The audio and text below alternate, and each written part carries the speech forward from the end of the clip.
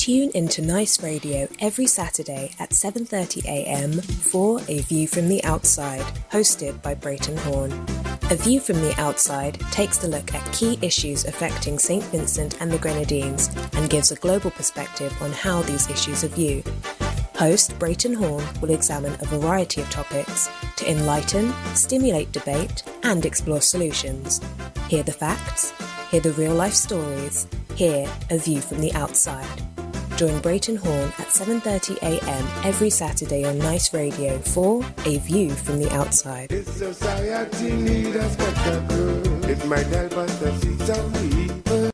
On A View from the Outside this week being the 11th of September 2021, we revisit a topic which we covered on the 29th of October 2016 and again on the 17th of March 2018. We look at protest, P-R-O-T-E-S-T, protest, with the view being that as more Vincentians stand up peacefully and protest the wrongs that are taking place in St Vincent and the Grenadines, and as the crowds get larger and larger, the regime seems bent on entrenching its oppressive and repressive actions on peaceful protesters. It is a fact that protests have been used throughout history to great effect and to effect changes in societies across the world. And it can be an effective tool for Vincentians in effecting great change in St. Vincent and the Grenadines. The Black's Law Dictionary defines protest as a formal statement or action expressing dissent or disapproval. The Collins Dictionary states that protest is the act of saying or showing publicly that you object to something. Protest is an action word, and hence, if you protest against something or about something, you actively say or show publicly that you object to it by speaking out, standing up alone or in groups, or marching around an area. The Constitution of St. Vincent and the Grenadines, the highest or the supreme law of the land, protects the rights of Vincentians to protest. That right is enshrined in Chapter 1, Part 11, under Protection of Freedom of Assembly and Association.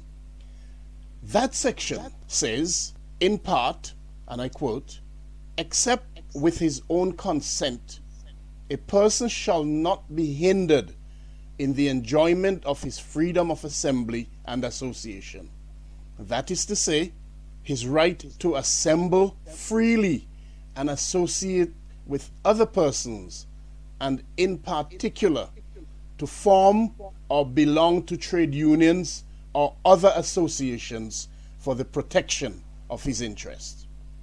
Of course, it is incumbent on those who intend to carry out a protest to ensure that they fulfill the legal requirements necessary to protest in St. Vincent and the Grenadines. Such requirements include notifying the police, not seeking permission from them, of the intended protest. The recent spate of protests in St. Vincent and the Grenadines, the most recent being in Kingstown on the 9th of September 2021, have highlighted the growing discontentment of Vincentians pertaining to the way the regime is bent on ruling instead of governing the country. These protests show a growing determination on the part of Vincentians to reject what is taking place in the country and to bring worldwide attention to the atrocities taking place in St. Vincent and the Grenadines. The protests reveal that more and more Vincentians are no longer prepared to be seized by fear and not stand up against the regime to protect the future of St. Vincent and the Grenadines.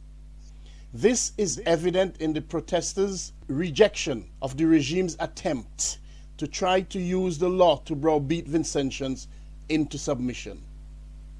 The latest being their seeming erroneous interpretation and application of a colonial piece of legislation, the Public Order Act 1951, which was introduced to prevent the advancement of the likes of George McIntosh and Ebenezer Theodore Joshua, men who are today revered as Vincentian heroes.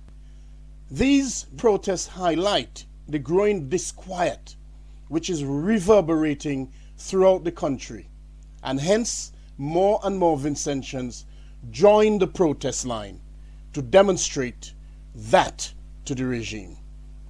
The regime is being made aware of the dissent and disapproval of the Vincentian people.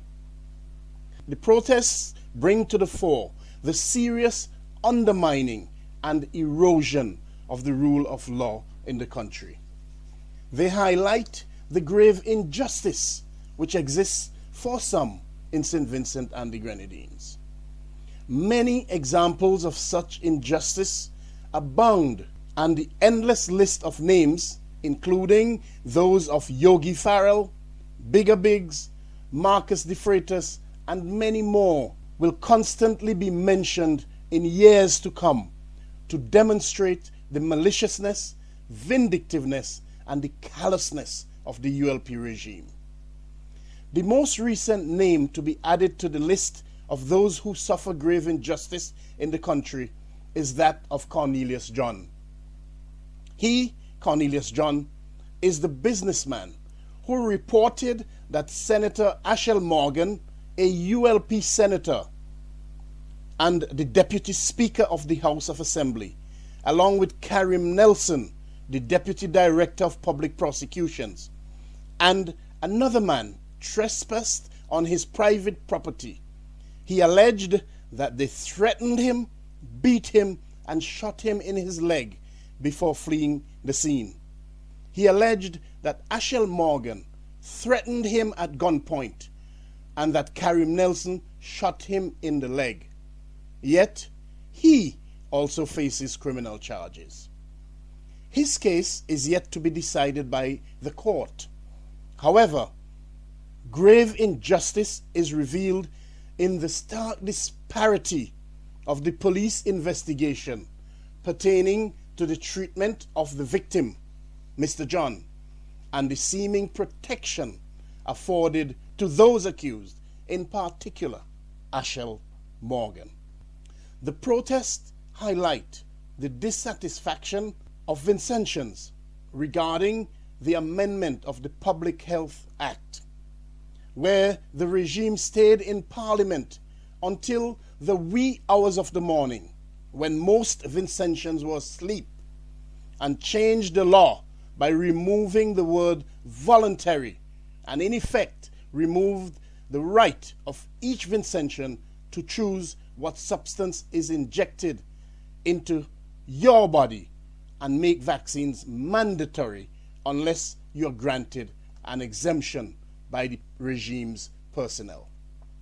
The protests emphasize the growing demand for the regime to provide accountability to the Vincentian people, including accountability for the $95 million plus which the Director of Audit has reported is missing from the nation's purse. It is to be noted here that the missing $95 plus million is up to the year 2015 because the regime continues to refuse to provide up-to-date accounts of the nation's finances.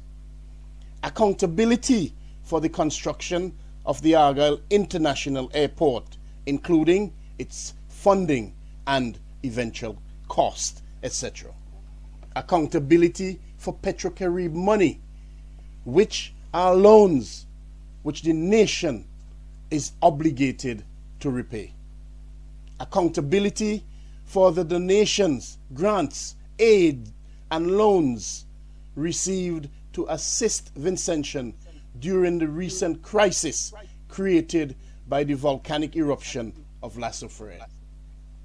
The protests reveal how evacuees were returned to the red zone without adequate checks on their homes, without a proper and adequate cleanup of the roads, and without a clean and adequate water supply in place. The protests reveal a whole lot more, including mass unemployment and the extreme poverty which exists throughout the country. The protests of the 5th of August involved thousands of protesters of different walks of life, as well as of different political persuasion.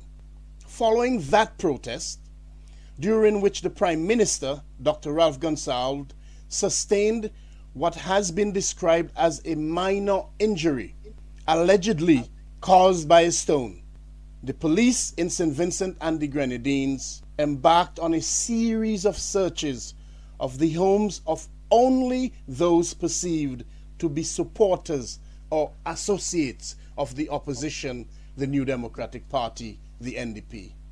The police attended the addresses of those searched, fully armed with guns on display, and it is reported that they seized electronic devices and other things from the occupants. Subsequent to those searches, the police embarked on a series of wanton arrests.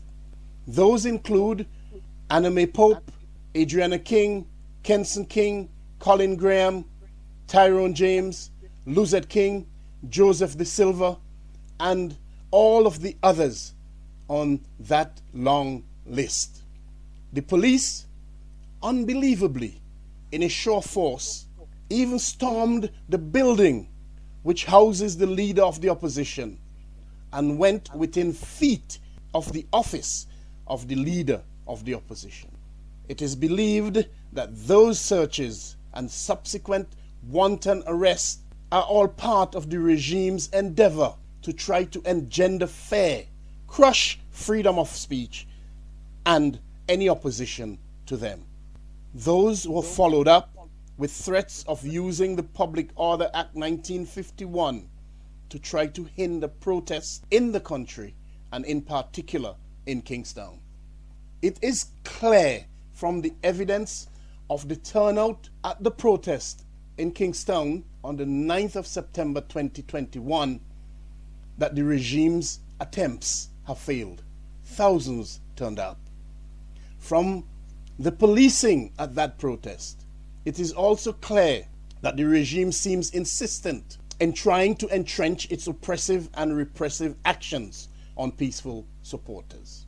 At a time when most citizens are living in extreme poverty, the images of the pictures and video recordings from the most recent protest, which was shown instantaneously across the world and which continue to circulate on social media, give one cause to pause and wonder. The intimidatory image and the show of force by the police make one wonder whether the police were policing peaceful protesters in St Vincent and the Grenadines, or whether they were on the battlefield in Afghanistan or somewhere in Belarus.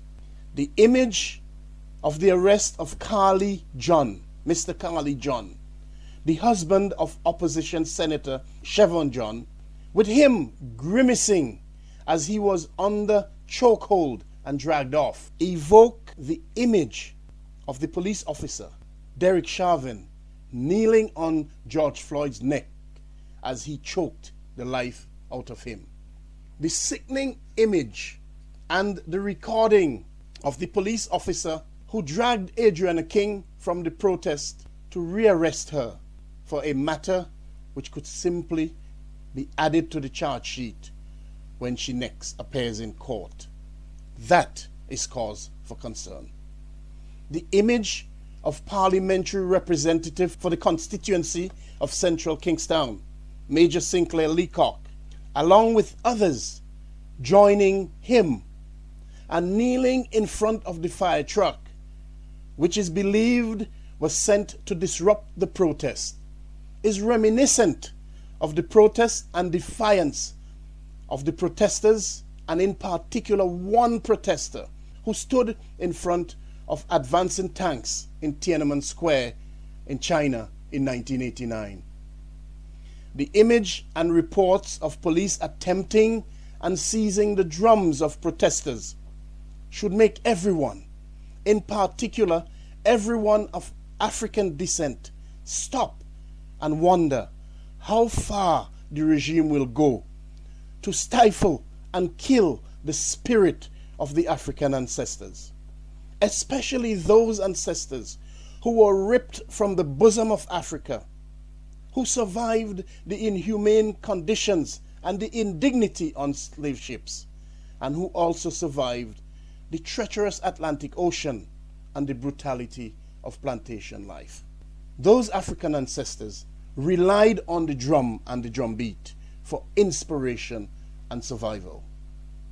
How far will the regime go to kill the spirit of the African ancestors?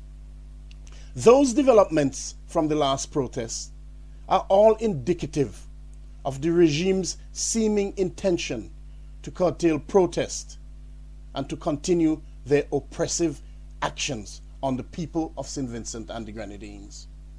The growing numbers who attend the protests is encouraging and indicate that Vincentians are prepared to stand up for country and for self.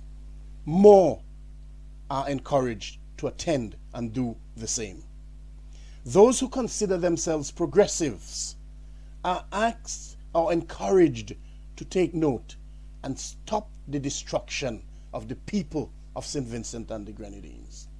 Stop the regime. They must not be allowed to rule by fear. Vincentians, we, here on A View from the Outside, take this opportunity to remind you that protest and protest alone can lead to significant change. Protest can lead to victory. Our history teaches us that protracted protests can lead to change. The enslaved population throughout the Caribbean, including those in St. Vincent and the Grenadines, engaged in 200 years of protest to bring an end to the evil system of slavery. We are of no doubt that it is possible that if all Vincentians at home and abroad continue to protest peacefully about the issues that are affecting the nation, that there will be change in due course. History shows that protests can bring an end to oppressive and repressive regimes. One simply does not have to look beyond the Arab Spring and the bringing down of oppressive regimes in various countries in that era. Camilo Gonzalez, the now Minister of Finance, recognized the effectiveness of protests when, on April 16, 2012, he is reported to have derided Vincentians and said that Vincentians use Facebook for commerce rather than to topple governments like the Arabs did. One can only surmise that even back then, he, Camilo Gonzalez, recognized the need for Vincentians to topple the repressive and oppressive regime in St. Vincent and the Grenadines. Well, it's great to see that Vincentians have taken his advice and are now protesting his government. Vincentians, we encourage you to continue to protest. Send a clear message to the regime in St. Vincent and the Grenadines that you, the people, the protesters, are not happy with what is dispensed in the country and that you seek change. In the meantime, we encourage you to stay focused and strong and do not be swayed by the distractions. As you do that, remember the words of an American civil rights activist, a woman, a strong woman, Rosa Parks, who played a significant role in the civil rights movement in the United States of America. She said, "It is better to protest than to accept injustice. Until next week, Justin and all of the listeners, this is Brereton Horne with a reminder to send your feedback as usual to aviewfromtheoutside@hotmail.com. We also invite you to visit and like our Facebook page at A View From The Outside and to subscribe to our YouTube channel at JMB Horne. Have a pleasant Saturday all. Have a wonderful Sunday and a productive week ahead.